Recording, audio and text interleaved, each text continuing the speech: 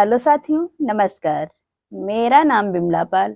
मेरे YouTube channel video with Bimla पर आप सभी लोगों का बहुत बहुत स्वागत है। दोस्तों, और बताइए आप लोग कैसे हैं। उम्मीद करती हूँ कि आप लोग ठीक होंगे, स्वस्थ होंगे और होना भी चाहिए। दोस्तों, मेरा आप लोगों से अनुरोध है कि अगर आप लोगों ने अभी तक मेरे चैनल को सब्सक्राइब नहीं किया है तो प्लीज़ चैनल को सब्सक्राइब कर दें, लाइक और कमेंट अवश्य करें।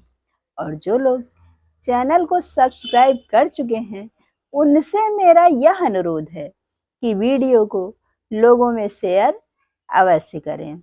दोस्तों, हर बार की तरह इस बार भी हम आए हुए हैं अपने चैनल पर एक नई कहानी के साथ में। तो चलिए हम सुनाते हैं आप लोगों को एक कहानी। कहानी सुनने से पहले एक अनुरोध और है आप लोगों से, प्लीज़ आप लोग ज़्यादा से ज़्यादा मेरे चैनल को सब्सक्राइब करें।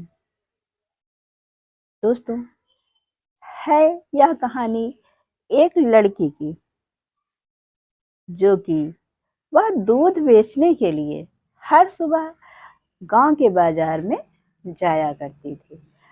जब वह गांव के बाजार में जाती तो रास्ते में एक सितार वादक बैठे हुए सितार बजाया करते थे। उनकी सितार की धुन उस लड़की को बहुत अच्छी लगती थी, लेकिन उसके पास इतना समय कहाँ था कि जो वह बैठ करके सितार की धुन सुन सके। एक दिन की बात है, जब वह दूध बेचने गई तो दूध जल्दी बिक जाने के कारण उसके पास थोड़ा समय बच गया। तब उसने उस सितार वादक के पास बैठ करके उसकी सितार की धुन सुनती है और सुनने के बाद उससे कुछ बात करती है। बातों के दौरान यह पता चला कि बढ़ती उम्र के साथ साथ उसकी संगीत की आवाज़ भी धीमी हो गई, जिसके कारण अब उसे बहुत ही कम लोग बुलाते हैं। वह लड़की वहाँ से अपने घर चली आती है और आने के बाद में वह अपने गांव के स्कूल में जाती है और जा करके स्कूल के प्रिंसिपल से बात करती है उस सितार वादक के विषय में। पहले तो प्रधानाध्यापक इनकार करते हैं, पर सारी जानकारी मिलने के बाद वह मान जाते हैं और सोचते हैं कि अगर यह लड़की कह रही है तो एक बार कोशिश करके देख लेते हैं, क्योंकि स्कूल के बच्चे भी सितार बजाना सीख जाएंगे। उसके बाद वह लड़की उन सितार वादक को उस स्कूल में ले जाकर के प्रधान अध्यापक से बात करवाती है और उसके बाद वह सितार वादक उस स्कूल में बच्चों को सितार बजाना सिखाने लगे। अब स्कूल में सितार की धुन बजने लगी और हर एक बच्चा बहुत खुश मन से सितार बजाने की कोशिश करने लगा। हर बच्चे की यही इच्छा होती कि वह जल्दी से जल्दी सितार बजाना सीख जाए और वह सितार वादक को बच्चों को सिखाने में बहुत खुशी महसूस होती थी। धीरे धीरे उस गांव में सितार वादक की प्रशंसा होने लगी और उसके बाद यह बात अब शहर तक फैलने लगी। जिसको देखो उस सितार वादक की प्रशंसा करते थे। कुछ समय के बाद शहर से कुछ लोग उस स्कूल में आए और कहने लगे, इस सितार वादक की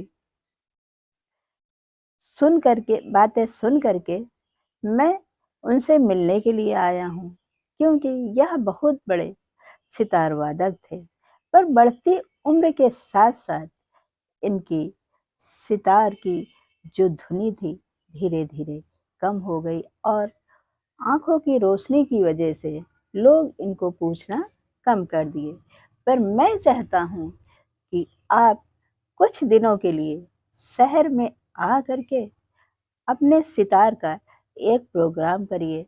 वह सितार वादक उनकी बात मान जाते हैं और उन लोगों के साथ शहर में सितार का एक कार्यक्रम करने के लिए पहुंच जाते हैं।